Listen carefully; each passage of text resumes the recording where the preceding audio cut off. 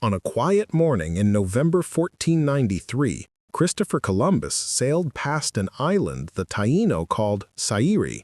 From the deck of the Marigalante, he saw smoke rising from the shore. Not the gentle curl of cooking fires, but thick, urgent plumes. His men whispered, "Caribs."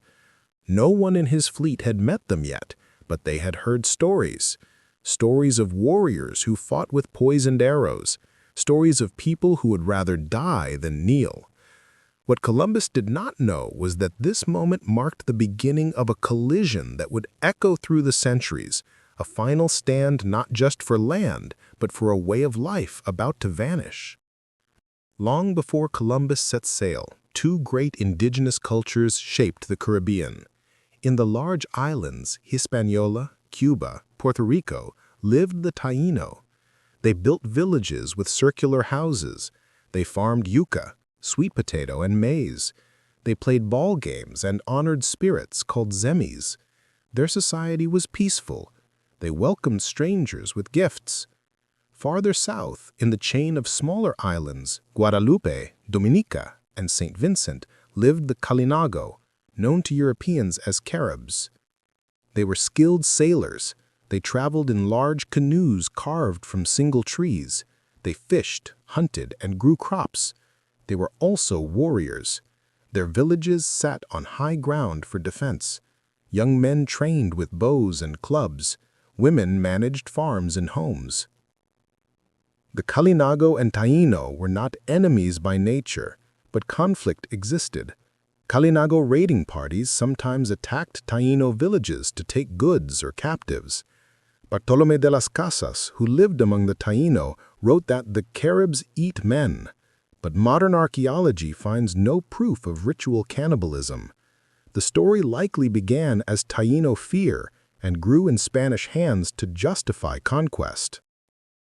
Columbus first heard of the Caribs from Taino guides during his 1492 voyage. They pointed south and warned him. "They are fierce," they said. "They kill with arrows." Columbus wrote, in his journal, "I believe they are from the mainland and eat human flesh." He did not question the claim. He needed enemies to explain future violence. He needed a reason to take control. By 1493, Columbus had returned to Spain as a hero. He brought Taino captives, parrots, and gold dust. King Ferdinand and Queen Isabella gave him 17 ships for a second voyage. His orders were clear: claim land, find gold, and convert souls. But there was no mention of the Caribs. They were not on any map, yet they stood in his path. The fleet left Cadiz in September 1493. It carried 1,200 men, soldiers, farmers, priests, and criminals. They brought horses, pigs, wheat, and steel swords. They also brought smallpox, though they did not know it. As the ships crossed the Atlantic, Columbus dreamed of empire. He did not dream of resistance.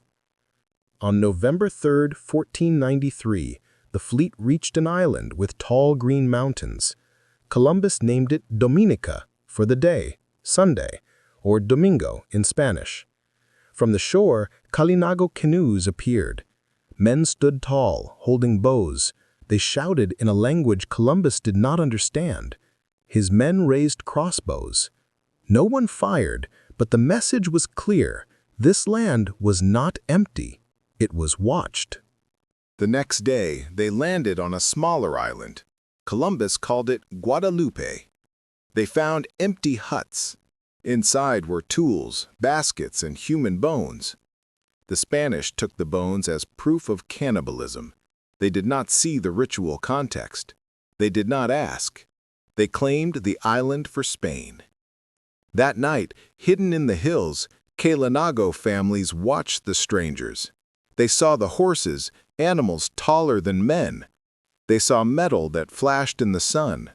They knew these were not Taino. These were something new and dangerous. The stage was set. Two worlds had met. One came with maps and flags, the other with canoes and courage. Neither understood the other, but both would soon learn the cost of misunderstanding. Columbus did not stay long in Guadeloupe. He left a small group to explore while the main fleet sailed north. The men wandered through villages. They took parrots, cotton, and food. They found no gold. They grew restless. Then they found women. Several Taino women lived in Kalinago homes. Some had been captured in raids years before. Others married Kalinago men. The Spanish assumed they were prisoners. They rescued them. The women resisted. They said they were wives and mothers. The Spaniards did not listen. They forced them onto boats. When the Kalinago returned, their homes were ransacked. Their families were gone. They tracked the Spanish to the beach. A fight broke out. Arrows flew. Spanish crossbows answered. 2 Kalinago fell. The rest vanished into the forest. This was the first battle between Europeans and the Kalinago. It was small, but it set a pattern. The Spanish took what they wanted. The Kalinago fought back. Neither side asked for peace. Columbus moved on. He reached Puerto Rico, then Hispaniola. There he found disaster. The fort he left in 1492, La Navidad, was destroyed. All 39 men were dead. Taino leaders said the settlers had demanded gold and women. They had abused the people. They had been killed in retaliation. Columbus did not blame his men. He blamed the Taino. He ordered punishment. Spanish soldiers burned villages. They cut off hands. They gave dogs to hunt runaways. The Taino, once welcoming, now hid in caves or fled to the mountains. News of this cruelty spread south. Kalinago traders heard stories. They learned that the newcomers did not trade. They took. They did not talk. They punished. The Kalinago began to prepare. In 1494, Columbus sent ships to explore the Lesser Antilles. One ship, under Alonso de Ojeda, landed on St. Croix. Kalinago warriors met them on the beach. A fight erupted.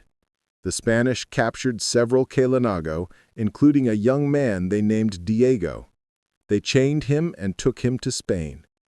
Diego learned Spanish. He became a translator, but he never forgot his home. Years later, he would guide Spanish ships, but also warn his people in secret. His story shows the impossible choices faced by indigenous people caught between worlds. Back in the Caribbean, tension grew. The Kalinago stopped trading with Taino villages near Spanish forts. They gathered weapons. They watched the horizon for sails. They knew more ships would come. In 1495, Columbus launched a campaign across Hispaniola. He used cavalry and war dogs. He crushed Taino resistance. He enslaved thousands. He sent them to Spain as slaves. Many died on the voyage. The Spanish crown questioned this, but Columbus argued, "They are Caribs or allies of Caribs. They deserve punishment." He used the fear of Caribs to justify every harsh act. The label became a death sentence. Any indigenous person who resisted could be called a Carib and treated as an enemy of God and king. The Kalinago heard these reports. They saw Taino refugees fleeing south. They realized if the Spanish conquered the big islands, they would come for the small ones next. There was no place left to run. So they made a decision. They would not wait. They would strike first. In early 1495, the Spanish built a new town on Hispaniola's north coast. They called it Isabela.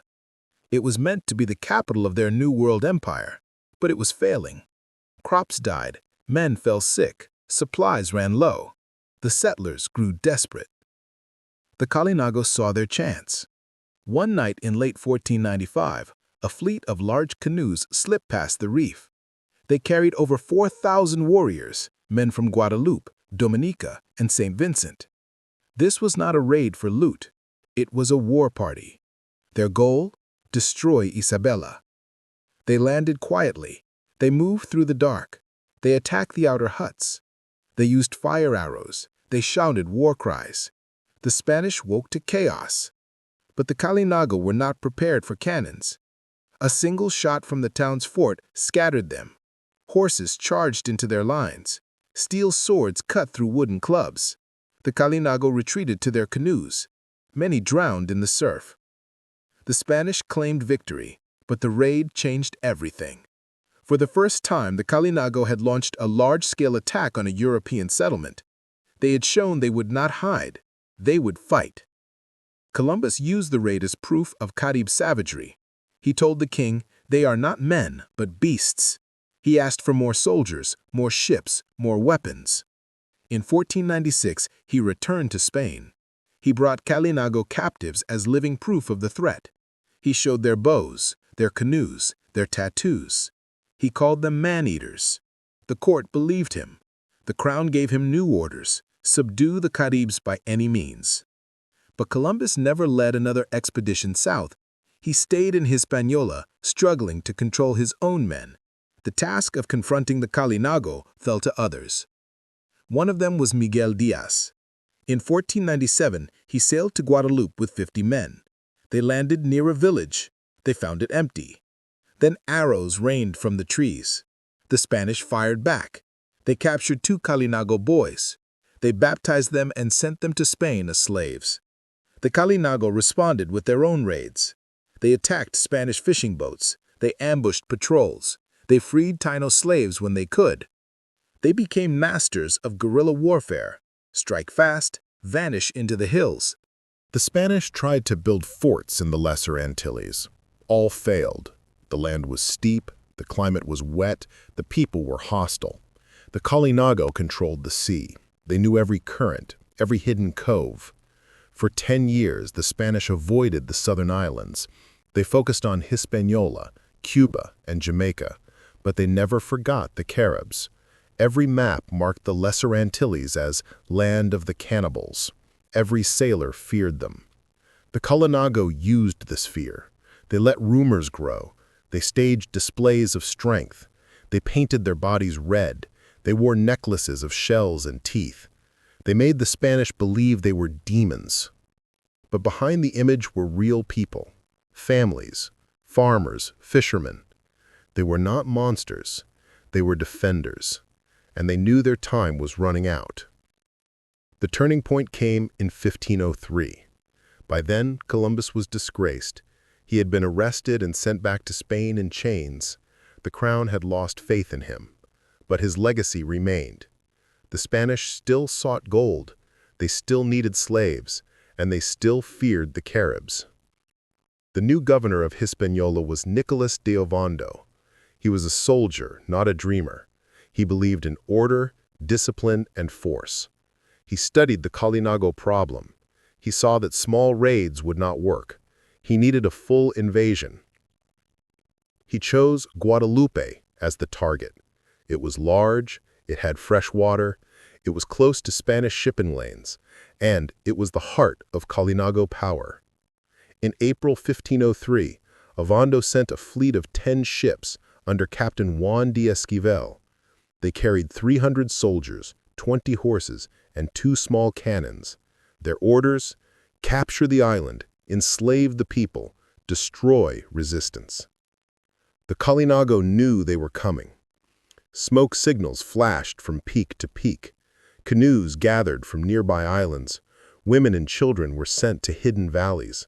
Warriors took position on the cliffs. The Spanish landed on the western shore. They marched inland. They found villages burned by their own people. Scorched earth. No food, no water, just silence. Then the attack came. Inside, the Kalinago faced starvation. Some chose death over capture. Mothers held their children and jumped from cliffs. Men drank poison made from manchineel fruit. Their bodies were found days later, curled in peace. Those who surrendered were chained.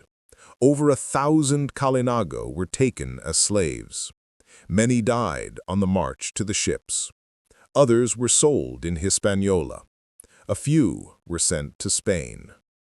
Guadeloupe was declared Spanish, but the Spanish did not stay. The island was too hard to control. They left a small garrison. Within a year, the Kalinago returned. They killed the soldiers. They reclaimed their land. But the damage was done. Their numbers were broken. Their unity was shattered. Other islands fell one by one. Dominica held out longer.